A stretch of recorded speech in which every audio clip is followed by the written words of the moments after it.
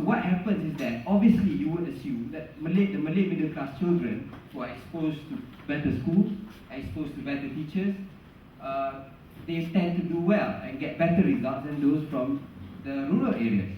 So they monopolize the scholarships, whereas those who come from the rural areas do not. And I can speak for a fact. During my time, we did our A-levels to prepare to go to the UK in Lembah Beringin, and most of the students were largely scholars, JPA, MARA, so on and so forth. And among the Malay scholars, most of those who received the scholars were middle class. You know, they had nice cars, they had comfortable families and whatnot. There were one or two sons of Felda, Peneroka Felda and all that, but that was very, very rare. Sons of fishermen, but that was very rare. Most of them did not get a scholarship. Furthermore, locally, a smaller proportion, we also need to look, we always talk about the foreign scholarships, obviously that's the most prestigious scholarships people vie for. But when you talk about local scholarships, which used to be very broad, almost automatically previously among the Malay students, if you get into a local university, you get a scholarship. But today, today a smaller proportion of even among the Malay students benefit from scholarships.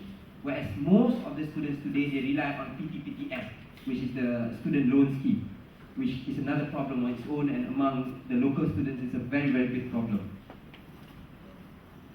So I think the main issue here is that we should not put this as a racial zero-sum game. It should not be seen as a racial issue. At the end of the day, I believe every community, when you talk about the issue of justice, you talk about the issue of merit, if you can make the right arguments, you can say it the right way, if you have the courage of conviction, they can be convinced about that.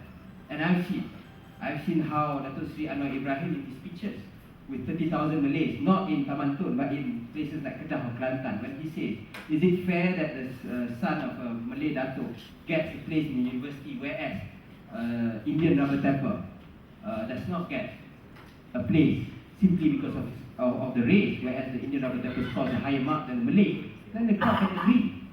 But unfortunately, people in UMNO do not understand it. They do not have the courage of conviction. Even people who do not need the NET like Khairi Jamaluddin do not have the courage of conviction to say this, because they are so trapped in the racial game that is in UMNO. And so when you want to appeal, you go to MCA. So it's a very nice setup that you have in Barisan Nasional, but we have to move beyond that. But we also have to see about how to attract scholars home as part of the issue.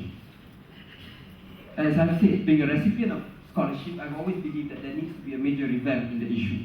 When we look again, back, if you look from the Malay perspective, many bright young Malays get a scholarship from JPA or get the scholarships of GLC. But as a result, they get bonded, they're stuck with either the GLCs or JPAs, and they do not get exposed to the private sector. I had people, friends, coming to me from Citibank and whatnot, trying to hire top Malays, but they say that most of the fresh graduate Malays will be trapped in one form of the scholarship or another. So they do not get the exposure to the private sector. So previously, okay, it played a role in creating a Malay middle class, but now when you talk about the challenges of the 21st century, you talk about getting Malays to work in competitive world-class firms, is actually a constraint, because most of the Malays will be stuck in either in the government sector or in the GLCs, which is, which do not provide them the best exposure. But it also, it only reinforces the racial dichotomy. So the private sector again becomes overwhelmingly non-Malay, and the public and GLC become overwhelmingly Malay. It just reinforces the set dichotomy rather than address the problem. But there are also other JPA scholars, both Malays and non-Malays, who do not return to serve. Because I think JPA is probably the easiest to run away, because normally they take a lot of time. The PhD they do not follow up unless you're a medical student, I think. But other than that, they do not really follow up with the scholars. They allow, and I think the government also has a constraint in the number of jobs that they can provide. So, and there's also quotas and whatnot when you talk about government jobs. So, this is a constraint with the government. So, normally with a lot of PhD scholars, unlike GLC scholars, they are allowed to go away. And a lot of them work overseas, even among the Malay students, simply because they do not find coming back as something which is appealing to them, which is attractive to them. And this is again another issue. We've spent so much money, of taxpayers' money, to send these people to get the best education abroad. I would say that we would at least expect them at a certain point, at least, to come back and contribute to the country. They can work in the private sector, but at least contribute to the country in one way or another. But we cannot just see this as trying to force them, or it's a matter of patriotism. We have to be very commonsensical about this. We have to make it attractive for the scholars to come back and serve the country. If we do not make it attractive, if there's no pull factor, then we cannot get the scholars to come back. I know, because I was considering to work overseas previously, so I know how it is. But we can also, we should not be too, too rigid about this. We can allow them to work. I mean, it's a great experience. Before the economic crisis, it was glamorous to become an investment banker in London. Now, not so much, I think. But previously it was, and all this, or work in the Silicon Valley, there's a lot of bright young Malaysians, including Malays, working in these places.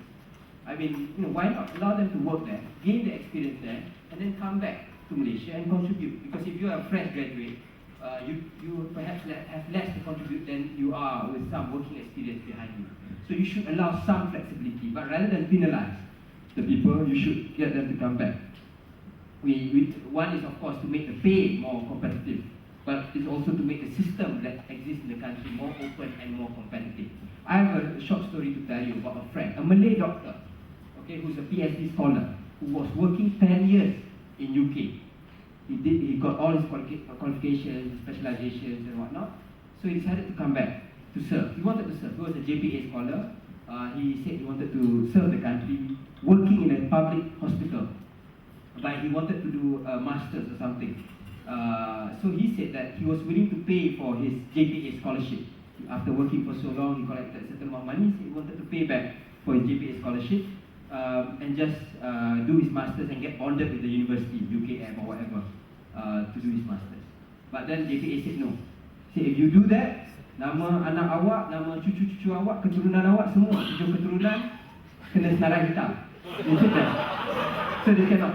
He wanted to pay back, and he wanted to serve the country. He wanted to work in UKM, in one of, as a public university, to serve them. But they say no, you cannot. You have to serve your total bond, JPA, and then serve UKM in addition to that. And you know what? He went to Singapore, and US got him.